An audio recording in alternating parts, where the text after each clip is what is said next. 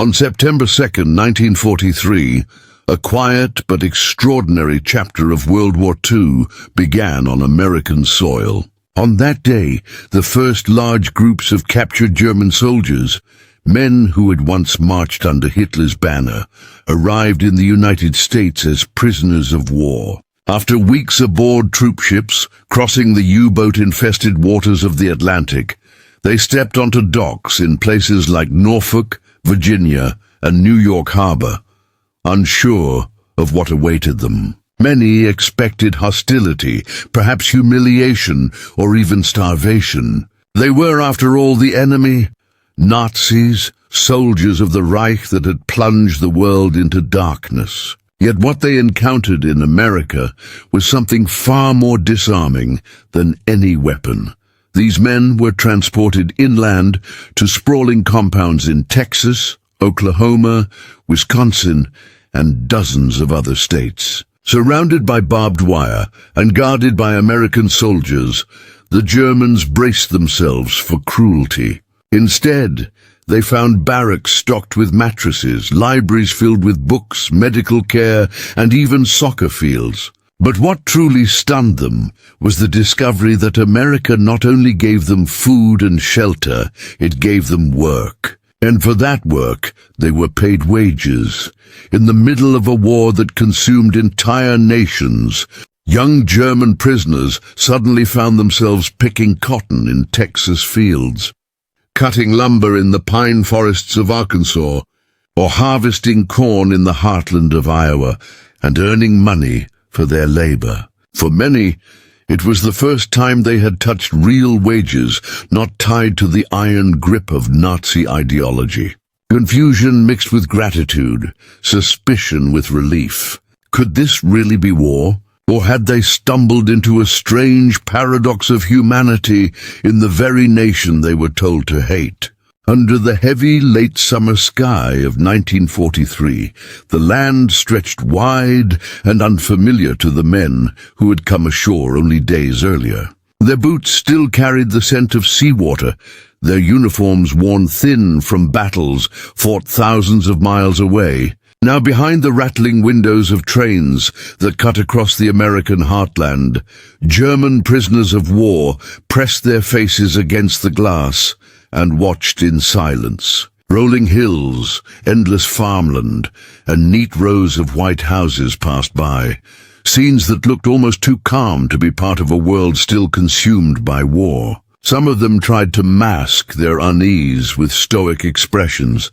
Others whispered questions to one another. What would the Americans do with them? Where were they being taken? Would they be paraded as trophies or forced into grueling labor until they collapsed? None of them could have predicted what awaited them. The trains eventually slowed, squealing into sidings near places like Hearne, Texas, Algona, Iowa, and Fort Robinson, Nebraska. As the soldiers disembarked, the first thing they noticed was not cruelty, but order.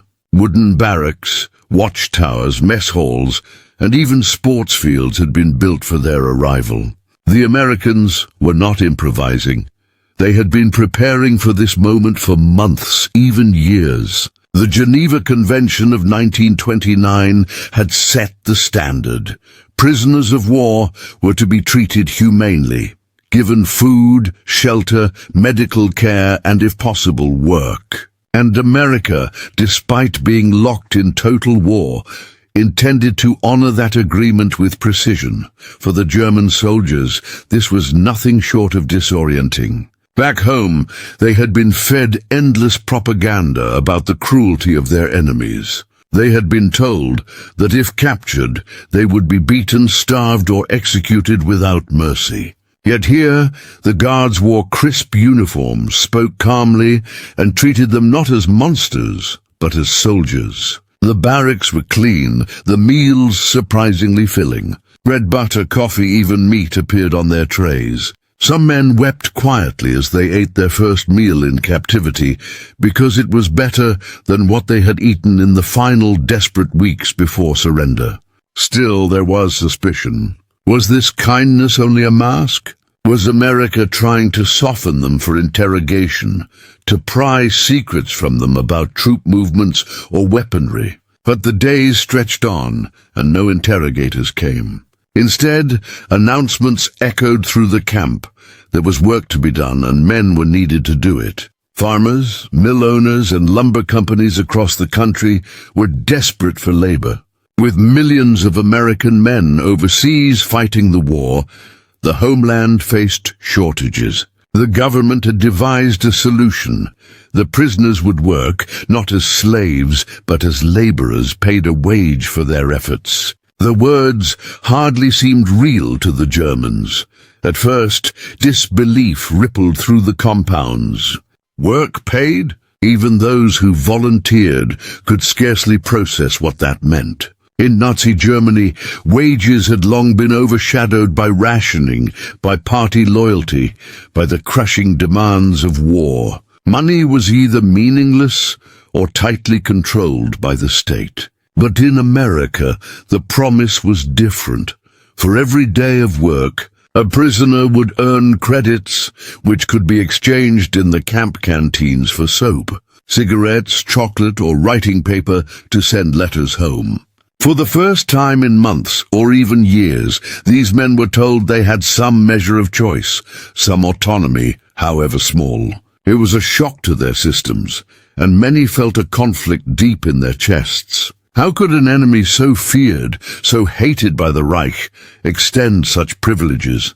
Could it be that America did not see them as beasts, but as men? The questions hung unspoken, but they were there, written across the faces of soldiers who only months before had charged into battle believing in their nation's supremacy.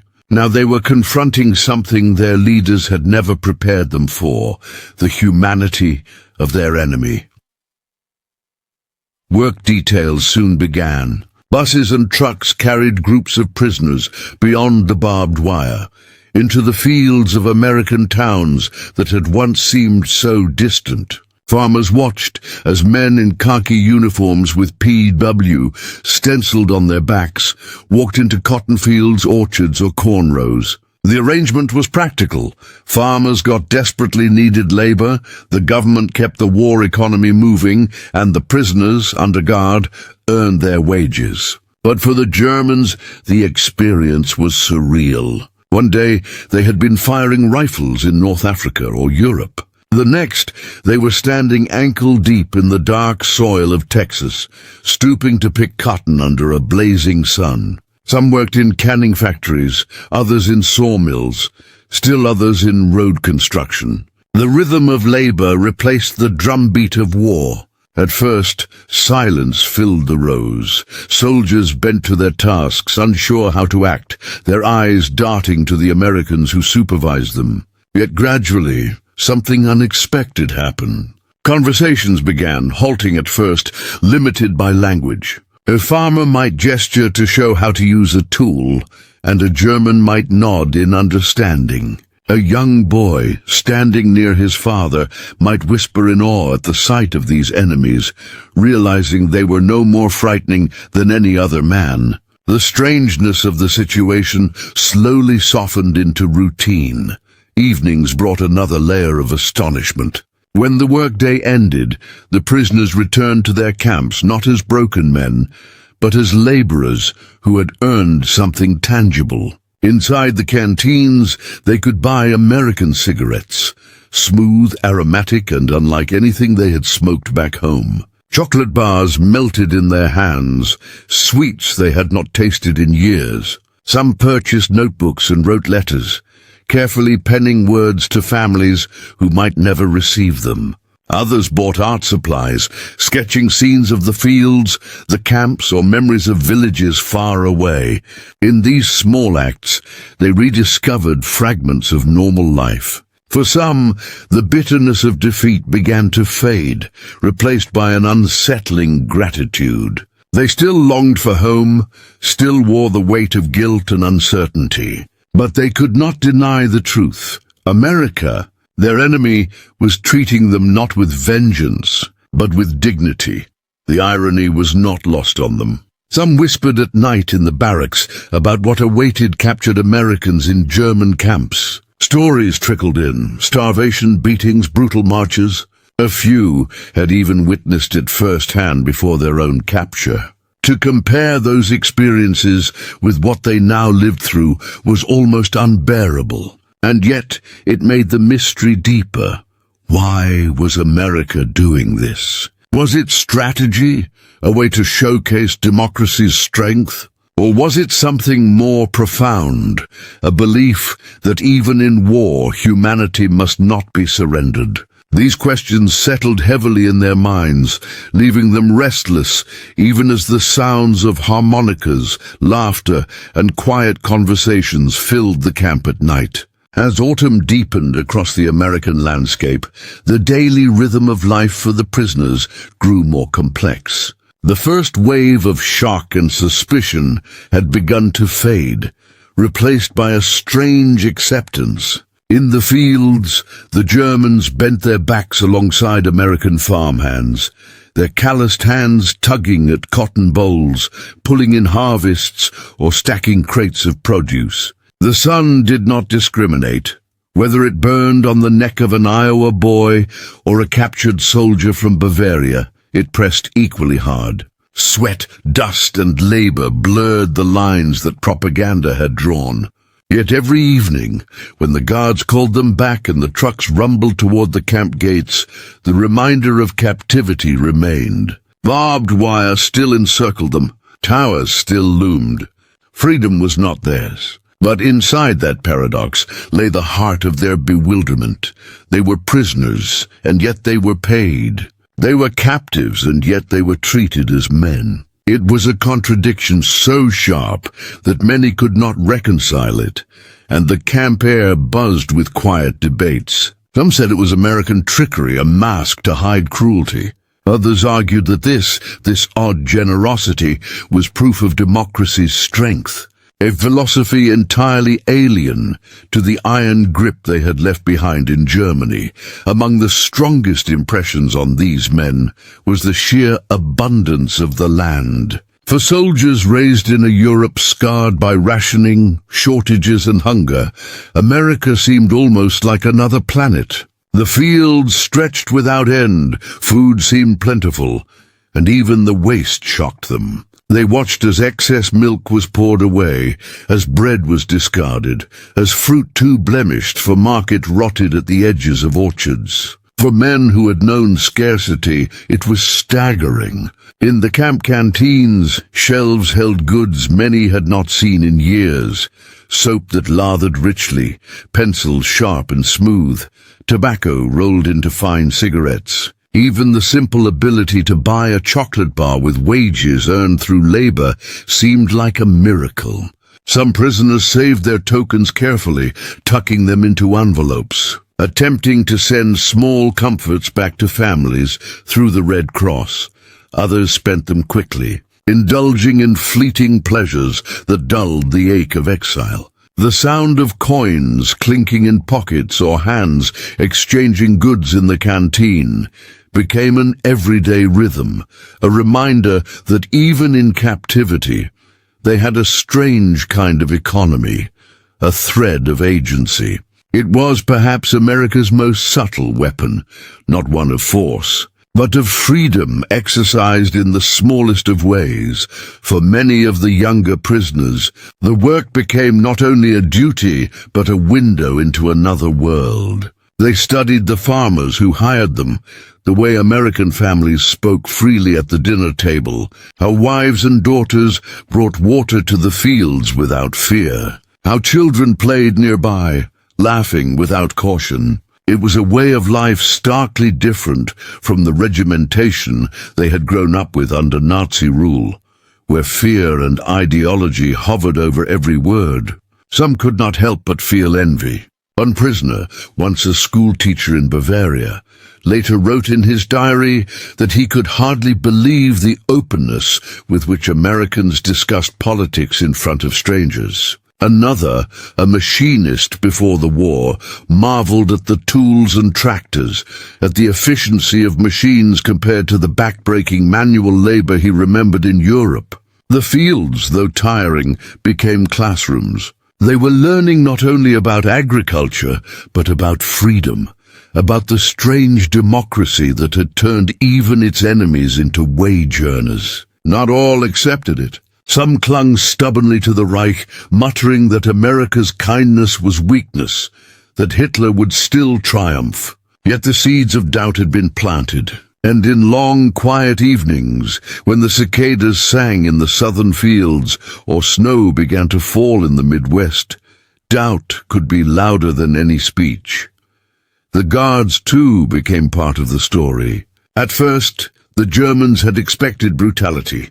Instead, most of the American guards were ordinary young men, farm boys, teachers, mechanics who had been drafted and assigned to camp duty. They were not always friendly, but they were not cruel.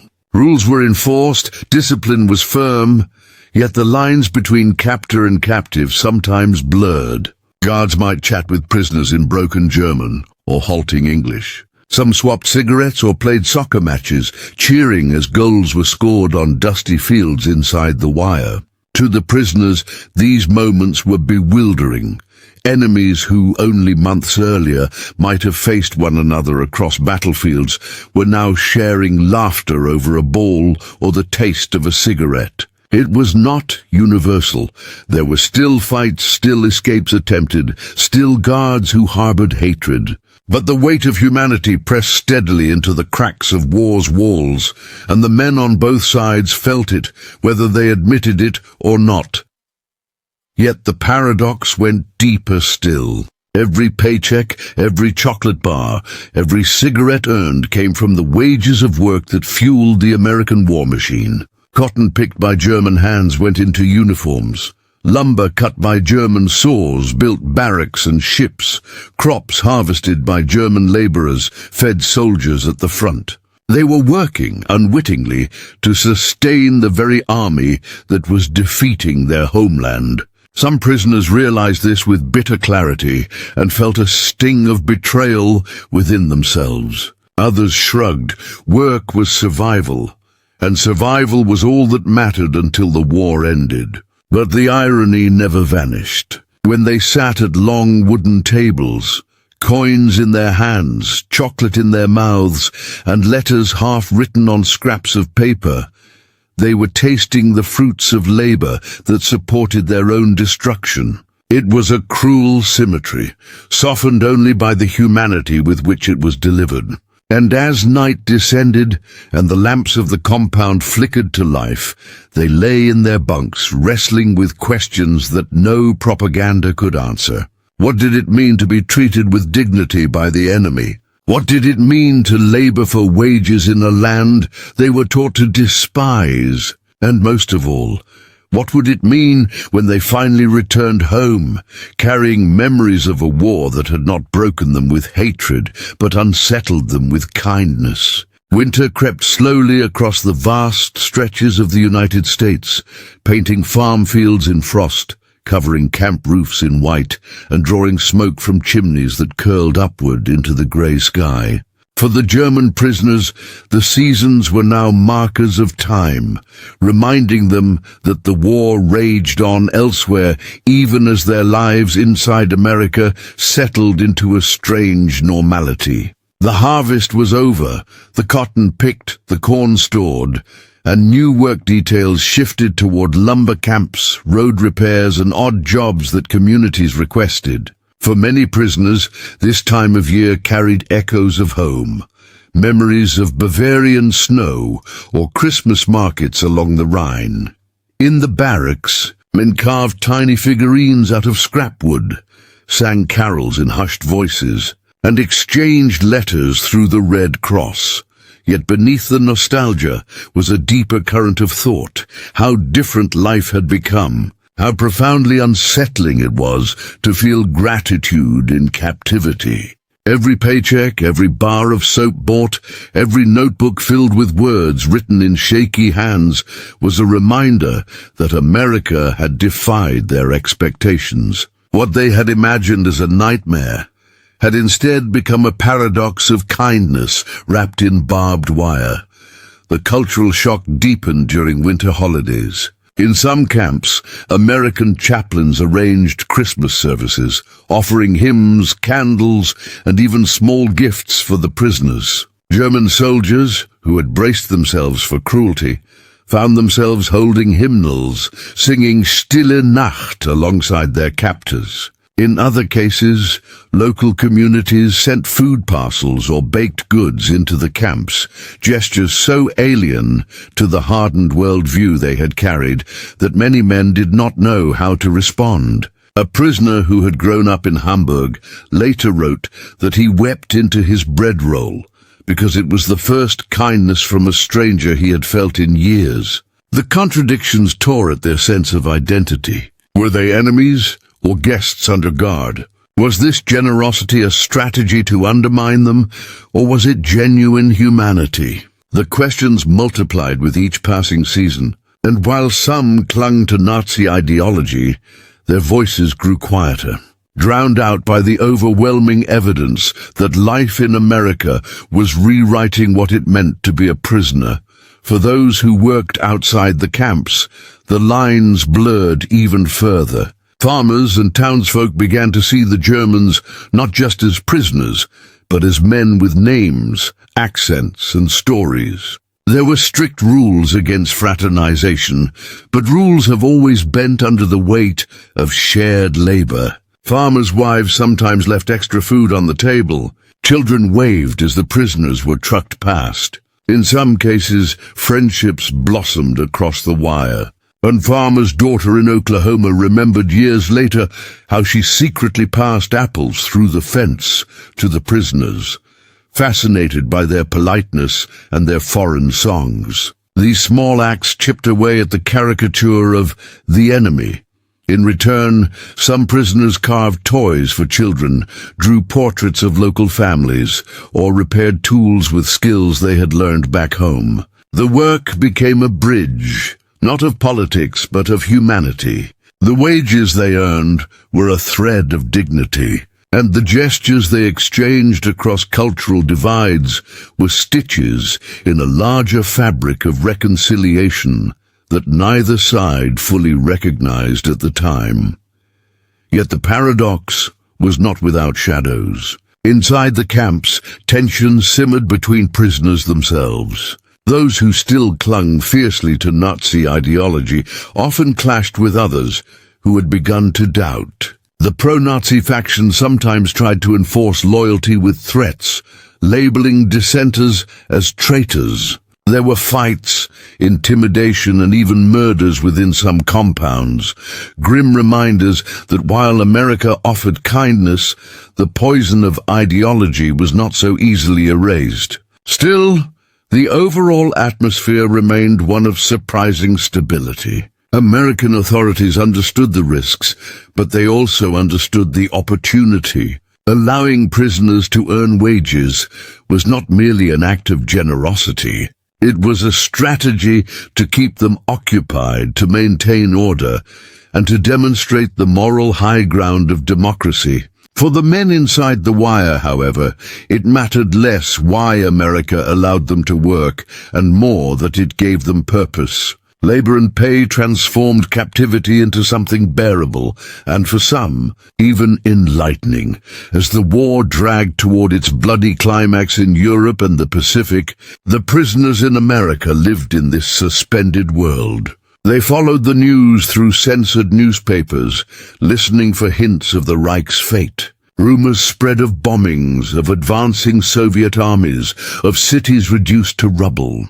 Letters from home arrived slowly, often months late, painting fragmented pictures of families struggling under air raids and shortages. The contrast could not have been starker. In Germany, their loved ones endured hunger and fear, while in America they themselves earned wages and ate meals they could hardly believe. Guilt gnawed at some of them, while others justified it as the fortune of survival. In quiet moments, when work was done and the camp lay still, many men stared into the distance, wondering what home would look like when they finally returned. and whether the memories of their time in America would be a comfort or a burden. They were enemies by uniform, but not by experience anymore. The wages in their pockets, the chocolate on their tongues, and the kindness they could not ignore had unsettled their entire understanding of war. By the spring of 1945, the air inside America's prisoner of war camps seemed charged with an unspoken tension. The men who had once marched confidently beneath the swastika now woke each day to the slow unraveling of the world they had known. News seeped into the camps like water through cracks. Whispers of the Allies crossing the Rhine, of Berlin under siege, of Hitler retreating into his bunker. Prisoners gathered in corners, voices hushed, some clinging desperately to fading hope, others resigned to the truth. They were thousands of miles from home, yet the fate of their nation pressed against them as sharply as the barbed wire that encircled their compounds. For many, the wages they continued to earn felt almost surreal. They picked fruit in California orchards, cut timber in the pine forests of Arkansas, and repaired roads in the Midwest, all while Germany itself starved. It was as if two parallel realities existed, one of destruction overseas and another of guarded prosperity in America. The paradox grew heavier with each passing week, until it became almost unbearable. In the fields and factories where they labored, the prisoners saw America not as the faceless enemy of propaganda, but as a land of contradictions and abundance. Farmers welcomed their labor with gratitude. Some even grew fond of the men who had once been faceless soldiers of the Reich. The guards, though firm, often treated them with a surprising fairness. On Sundays, soccer matches and musical performances filled the camps, transforming barbed wire enclosures into fleeting scenes of community. And always there was the ritual of wages. At the end of a workday, the promise of a token or coin reinforced the idea that they were more than prisoners. They were workers with dignity. Some saved their earnings, dreaming of bringing small treasures back to Germany when the war ended. Others spent freely, savoring chocolate, cigarettes, or paper for letters, as though clinging to fragments of normal life. Yet the irony lingered. Their labor sustained the very nation that was crushing their homeland. Every road paved, every log cut, every bushel harvested whispered of a bitter truth. America was defeating Germany not only with bombs and bullets, but with the strange power of humane captivity. When the news of Hitler's death finally reached the camps, silence fell like a curtain. Some prisoners wept openly, their faith in the Reich shattering in an instant. Others sat stone-faced, staring at the ground, unwilling to let go of a belief system that had defined their youth. And then there were those who felt a wave of relief wash over them, as though a heavy chain had snapped at last. Conversations that night stretched long into the darkness. What would happen to them now? Would they ever see home again? What kind of Germany would remain, if any at all? The guards, too, sensed the shift. The war in Europe was ending, but these camps still pulsed with uncertainty. Prisoners continued to work, continued to earn wages, but now every task was done under the shadow of a question that haunted them. What would freedom look like when it finally came? Would they be welcomed back by families, or met with suspicion and scorn? Would they be remembered as soldiers who fought, or as captives who lived too well while their people suffered? Some of the most poignant moments came in the final months of the war, when communities around the camps began to see the prisoners less as enemies and more as men who had shared a strange chapter of life together. Farmers spoke with admiration of the work ethic of certain prisoners. Children remembered the carved toys they had been gifted through the wire. Guards recalled soccer matches where cheers drowned out the sound of rifles. Bonds had been forged, fragile yet real, in the crucible of war's paradox. For the prisoners, these memories mingled uneasily with the guilt of absence from home. They were alive, clothed, fed, even paid, while their families endured bombings, hunger, and fear. Some men confessed their shame in letters, apologizing for their safety. Others avoided the subject, filling their pages with neutral descriptions of work, weather, and camp life. But inside, the tension gnawed at them. America had given them something their own nation had not, the experience of being treated as a man first and a soldier second. It was a truth that unsettled them more than hatred ever could.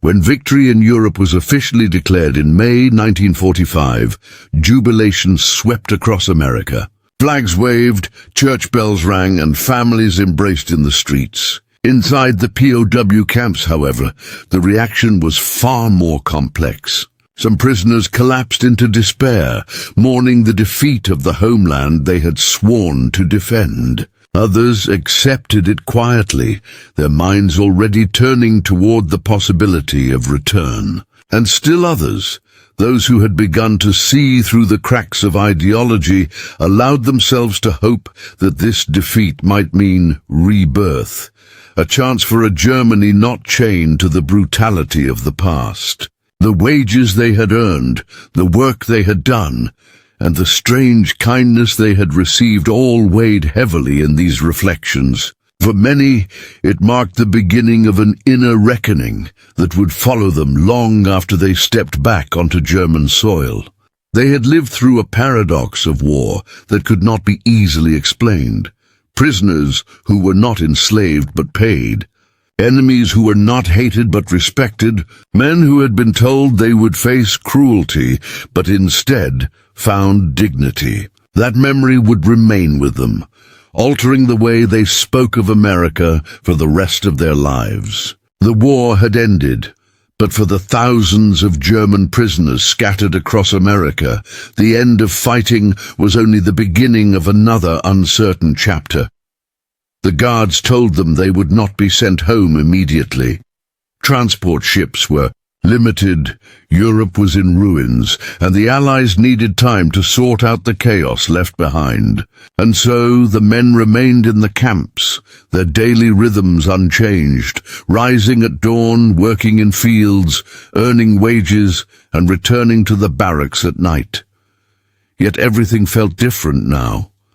The barbed wire no longer symbolized an indefinite future, but a pause before return. They knew Germany lay shattered, cities burned, families displaced, hunger everywhere.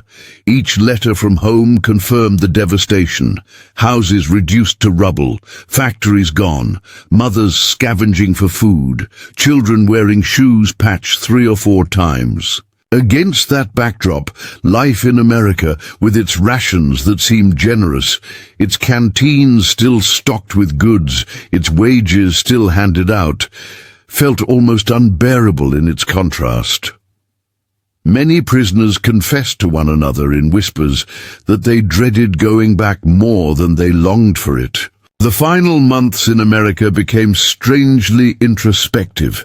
With the fighting over, guards grew more relaxed, and some restrictions softened.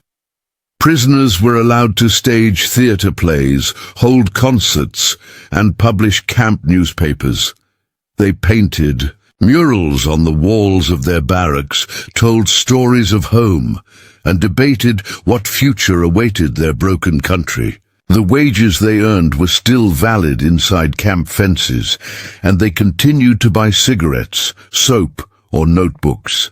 But now, their purchases felt different. They were no longer distractions from captivity.